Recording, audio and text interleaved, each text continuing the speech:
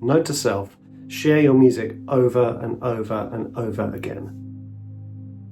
This is a lesson I've been learning recently, which is that it's okay to share your music more than once. I got this terrible feeling that when I share one of my tracks, and I share it more than once, people are going to be like, oh God, would you shut up about your bloody music?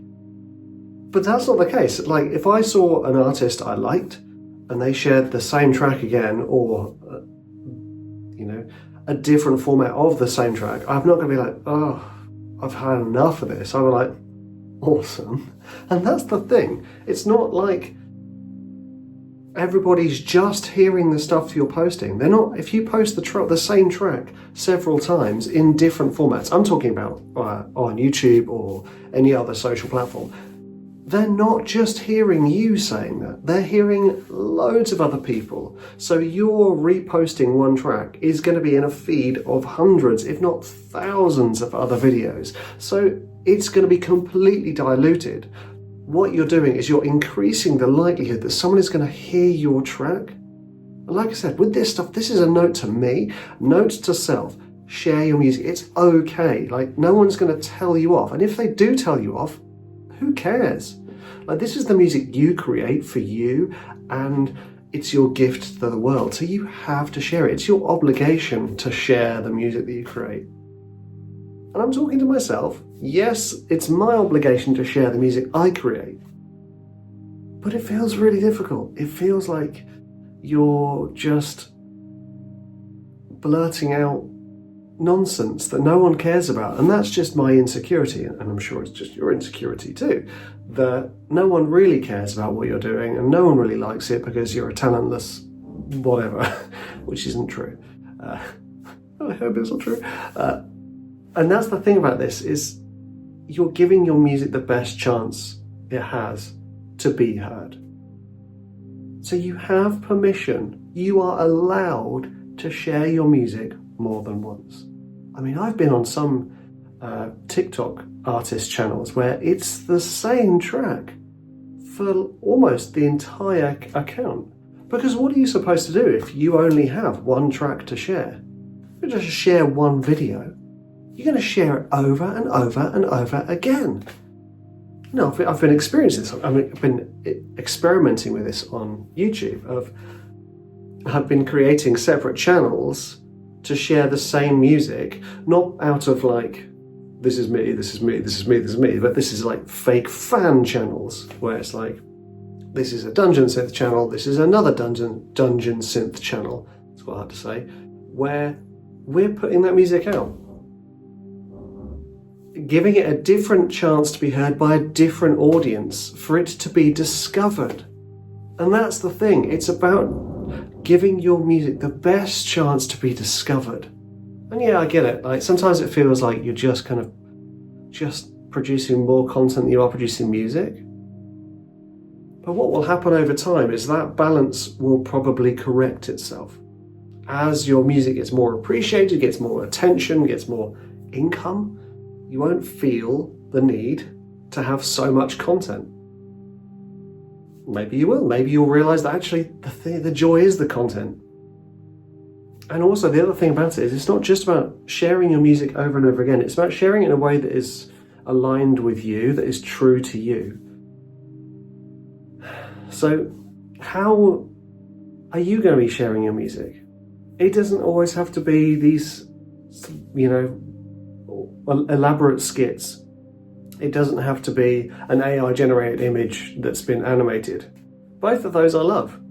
I don't look at an AI generated image with cool music to it and go, ew, AI. I look at that and go, oh nice, that works with the music. Nice music. Or, that's not for me, whatever. What works for you and how does it resonate with you? If you're like a lo-fi artist, a proper lo-fi artist, I mean as in authentically lo-fi, like it's all really low quality audio, then maybe sharing your music with like scratchy biro artwork, or you journaling with an old camera, or you dancing to it recorded through some like 80s filter, then that's it. And this is the thing I've been discovering with YouTube.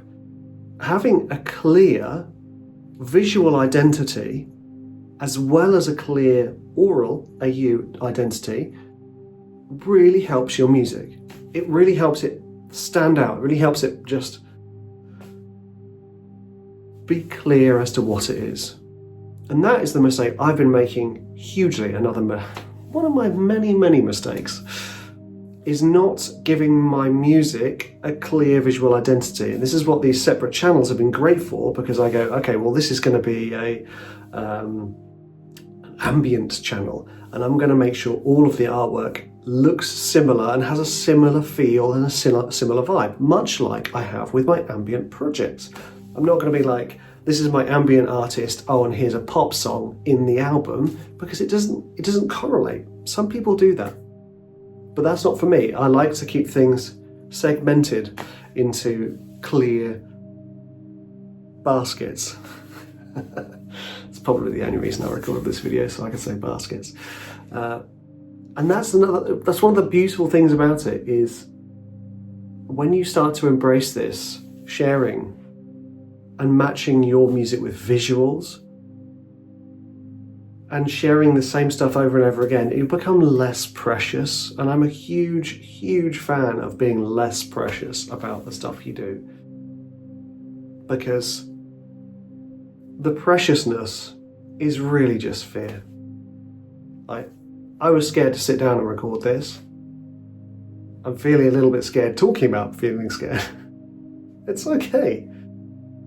When you get rid of that preciousness, all of a sudden you see it was just fear holding you back. So acknowledge that is fear. I'm scared to share my music over and over again. I'm scared to share my music full stop. I'm scared to give myself a visual identity just in case it's wrong. I'm scared in case it's right. I'm scared in case of all these things. You're scared to share your music because it's scary. Someone might hate on you. Well, I always think that's a funny way to describe it, hating on somebody, It's like you're sitting on them being hateful. Anyway, someone might actually really like your music and share it, and it might go viral, and you might get all this attention that you're not really ready for or feel ready for. So I get it.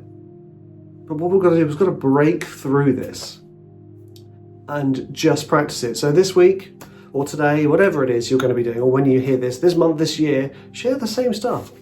I'm not encouraging you to share the exact same video over and over again.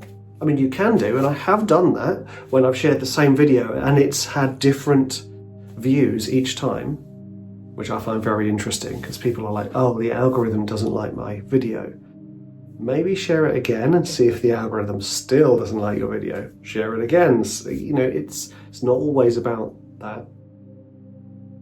So you could share this. That's why we're giving these songs, these variations of visuals, the best chance to be seen and to be heard. There's so much noise, not just in our music, but there's so much noise around here that not publishing your content repeatedly just lessens the chance it's going to be heard. If you publish it and it gets viewed a few hundred times, and then stop, publish it again, slight variation, publish it again, slight variation, and see what happens. And that way, if you see it's like a big testing ground, a big experiment, it's a fun thing to do, then all of a sudden you can go, okay, this worked. Maybe I'll try more of that. Or, okay, this didn't work, but I really enjoyed this. Maybe I'm going to do that. Maybe combine the two. And you won't get that until you start just experimenting and exploring and letting your music out. Yeah, so, I don't want to give you homework, but the takeaway from today, the note to self is share your music over and over and over again. Thanks for watching, thanks for listening, and I'll see you in the next one.